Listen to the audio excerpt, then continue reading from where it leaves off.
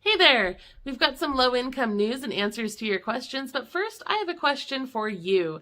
I'm thinking about dropping our Thursday video off the schedule, which would mean we'd have a video on Tuesdays and our lives on Saturdays. Please let me know what you think in the comments, whether we should go ahead and drop that Thursday video or go ahead and continue doing 3 videos a week. So let's get to the news. In news that will shock absolutely no one, Athena Health recently concluded a study that showed that people from low-income zip codes are less likely to schedule annual wellness visits with their healthcare providers. Their conclusion? The patients with the highest risk factors face many barriers to adequate healthcare, which is something I'm sure you already knew, but hopefully we will see some change brought about as a result of this survey. I also want to talk to you for a moment about ALICE.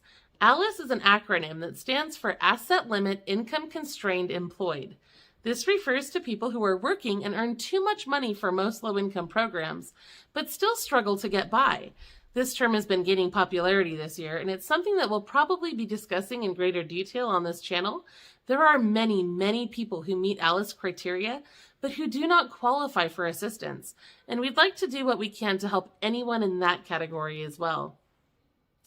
Thanksgiving is coming up, so please don't forget to claim your free Thanksgiving dinner from Ibotta. We have another video on that, and you can get started at lowincomerelief.com/Ibotta. Also, if you're going to seek holiday help from your local food bank, it's a good idea to get in contact with them now so that process goes smoothly. Many food banks begin providing holiday assistance a few weeks in advance, so it's important to reach out as soon as possible. We're also getting closer to Christmas, so be sure to visit lowincomerelief.com/Christmas for assistance if you will need holiday help this year. Almost all of those programs open up by Thanksgiving, so it's important to know what's available to you and who to contact because these programs fill up very quickly. Again, we have a list of resources at lowincomerelief.com/Christmas. I saw an article this week that talked about how most Americans have pets, but almost a third of Americans cannot afford basic veterinary care costs. If this applies to you, please check out lowincomerelief.com/pets for additional assistance. Now let's move on to some local news, and we have a lot of it, so I hope you'll stick around. In Florida, 115 formerly incarcerated people will be selected for a basic income pilot program. This program will offer $1,000 in January 2022 and then $600 every month for a year. Hundreds of people have already received invitations to apply for this program, but only 115 will be selected. Participants will be chosen randomly from those who apply.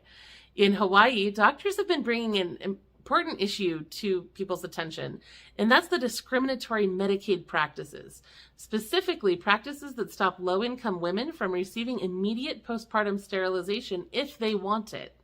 Current regulations require a complex consent form and a 30-day waiting period before any of those services can be offered. And according to the report, the majority of requests for this service go unfulfilled due to issues with the form, and more than half of those who want this service but do not receive it become pregnant again within 1 year.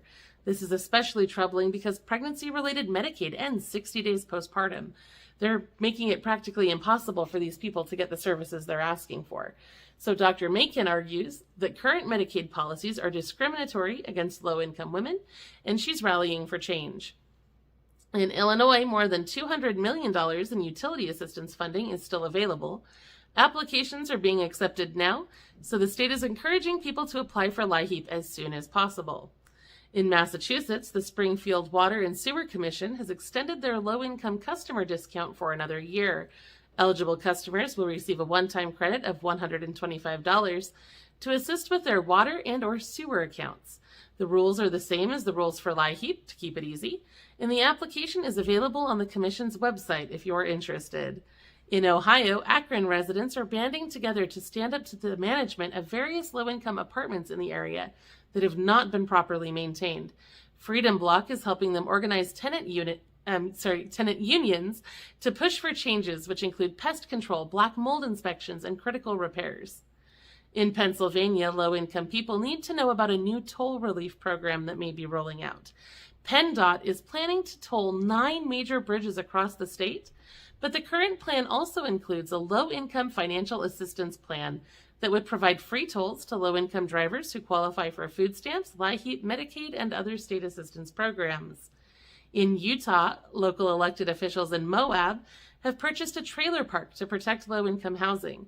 According to KZMU Radio, the city hopes to build low-income apartments on the site. In Washington state, Tacoma has opened its wait list for low-income housing.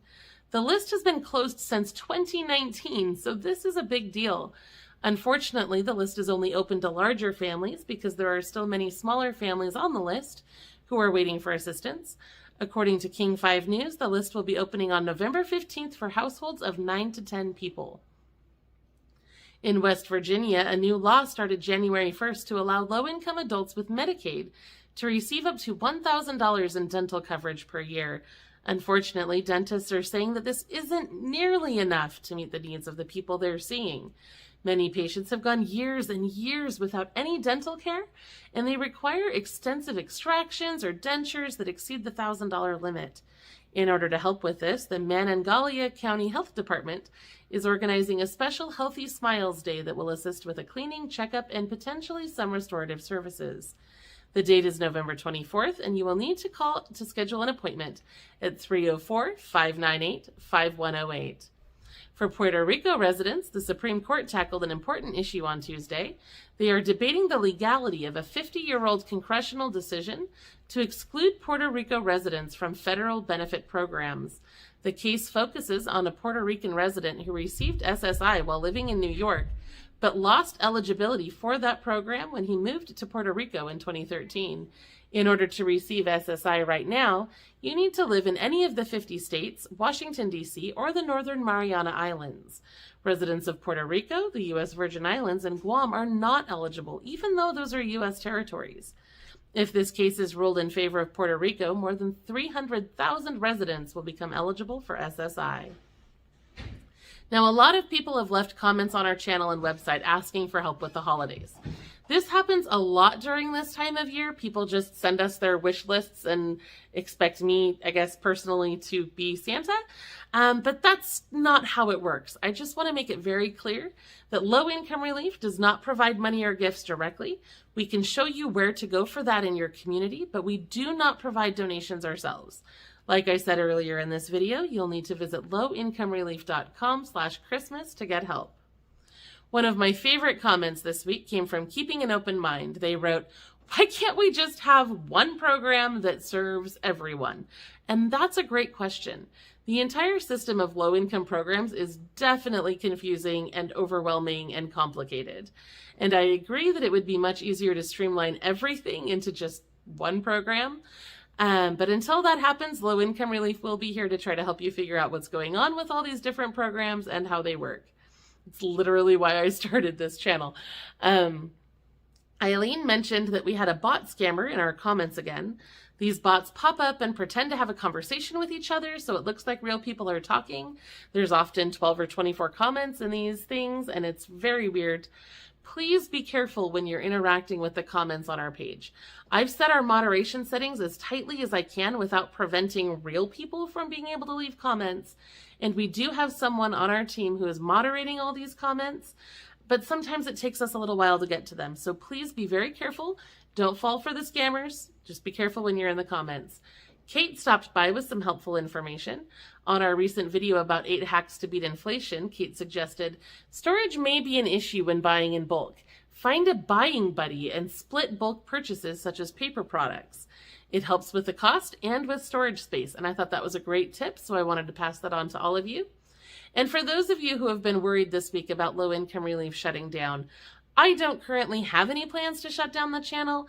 I just last week really wanted to make a point and hopefully get the message across that tracking down my family is very serious to me, and I don't want that to keep happening.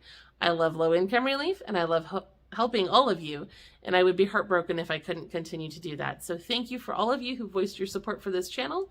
I really appreciate each and every one of you, and that's all I have for you this week. So I'll be back next week with more ways to help you save money and get free